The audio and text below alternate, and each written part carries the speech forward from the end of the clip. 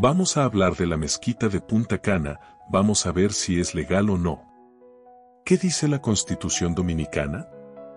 En la República Dominicana, la libertad religiosa está garantizada por la Constitución.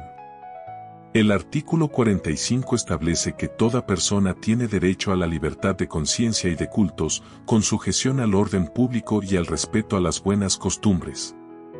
Esto significa que cada persona puede elegir y practicar la religión que desee. Nadie puede ser obligado a participar en una religión ni discriminado por sus creencias.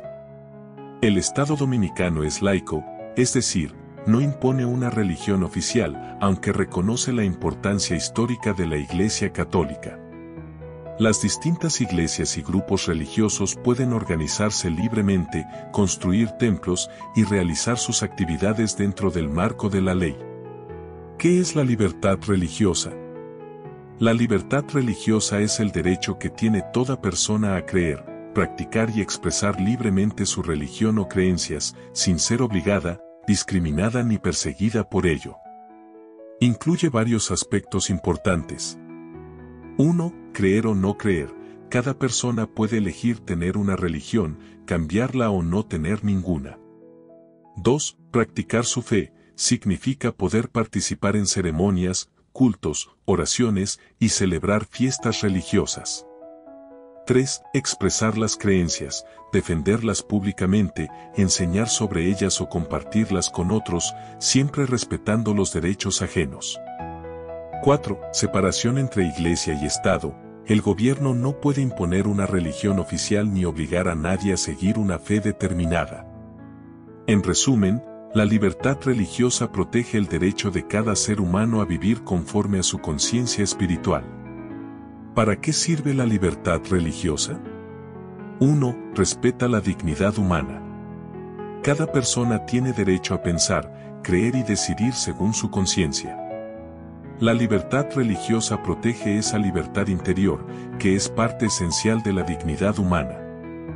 2. Evita la persecución y la intolerancia. Cuando las personas pueden practicar su fe sin miedo, se evitan conflictos, discriminación y violencia por motivos religiosos. 3. Promueve la paz y la convivencia. La libertad religiosa fomenta el diálogo y el respeto mutuo entre personas de diferentes creencias, lo que ayuda a construir sociedades más justas y pacíficas. 4. Fortalece la democracia. En los países donde hay libertad religiosa, también se respetan otras libertades, de expresión, de pensamiento y de asociación. Eso hace que la sociedad sea más libre y plural. 5. Protege la diversidad. Cada cultura tiene distintas creencias y formas de ver la vida. La libertad religiosa permite que todas coexistan sin que una se imponga sobre las demás. ¿Una mezquita en el país representa un peligro para los dominicanos? 1. Una mezquita es un lugar de oración, no de conflicto. Las mezquitas son templos donde los musulmanes oran, estudian y realizan actividades comunitarias, igual que las iglesias cristianas o los templos de otras religiones. 2. La Constitución Dominicana garantiza la libertad religiosa. El artículo 45 de la Constitución reconoce el derecho de todas las personas a practicar su religión libremente, siempre que se respeten las leyes y el orden público. Por tanto, los musulmanes, igual que los cristianos, judíos o cualquier otro grupo, tienen derecho a tener sus templos. 3. La presencia de una mezquita no cambia la identidad nacional.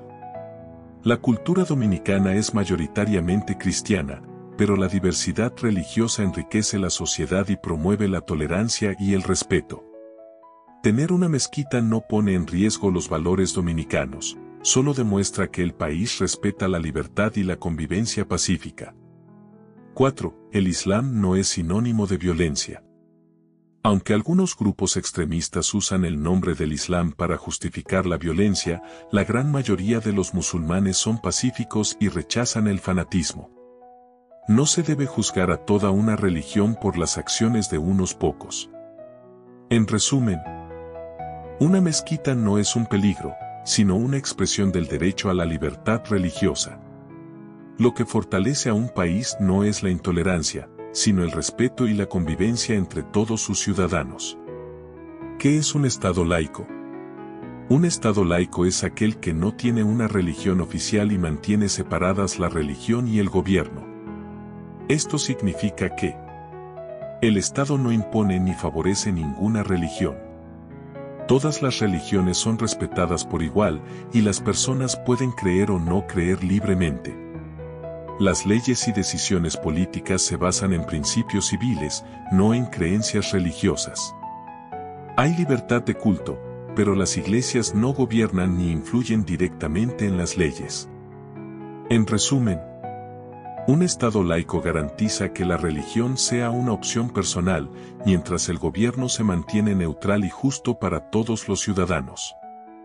¿Qué es un Estado teocrático? Estado teocrático es aquel en el que la religión y el gobierno están unidos, y las leyes del país se basan en la religión. Aquí te lo explico claramente.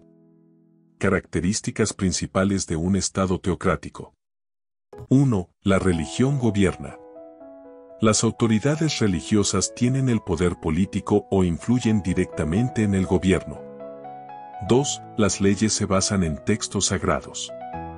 En lugar de una constitución civil, las normas se inspiran en los libros o doctrinas religiosas, como la Biblia o la Sharia en el Islam. 3. No hay separación entre iglesia y Estado. La religión y el gobierno funcionan como una sola entidad. 4. Poca libertad religiosa. Los ciudadanos suelen estar obligados a seguir la religión oficial del país y otras creencias pueden ser limitadas o prohibidas. Ejemplos de estados teocráticos.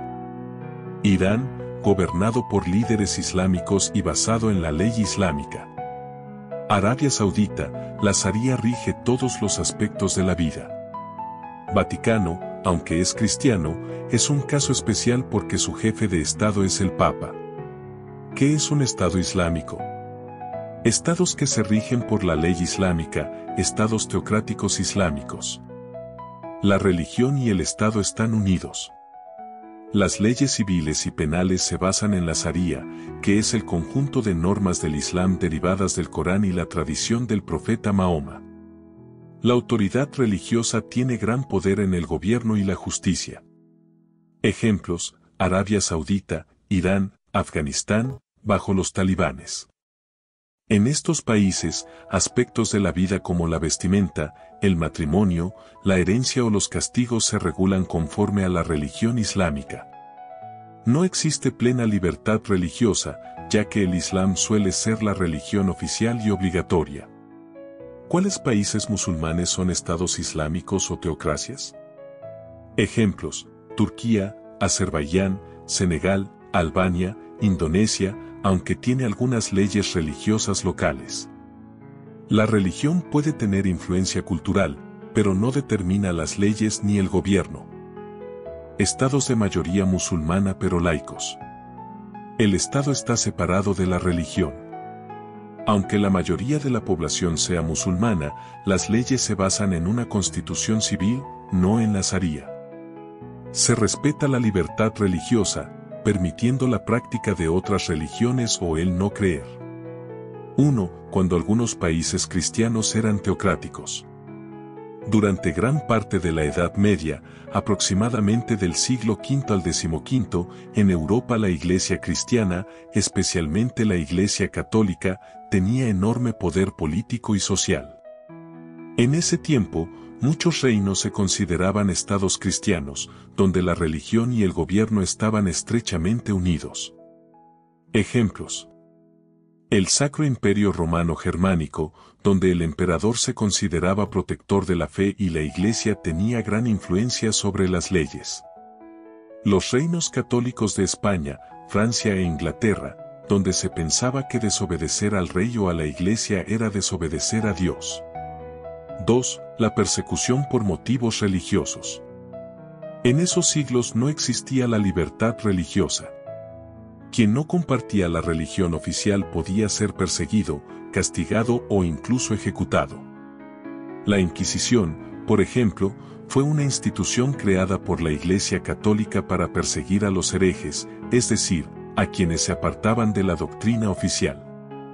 También se discriminaba o expulsaba a judíos, musulmanes o protestantes en varios países. 3. El surgimiento de la libertad religiosa. La persecución religiosa llevó a guerras y sufrimiento, lo que hizo que, con el tiempo, muchas personas comenzaran a exigir libertad de conciencia y de creencia. Después de la Reforma Protestante, siglo XVI, y las guerras de religión en Europa, algunos pensadores empezaron a defender la idea de que cada persona debe poder creer sin coacción.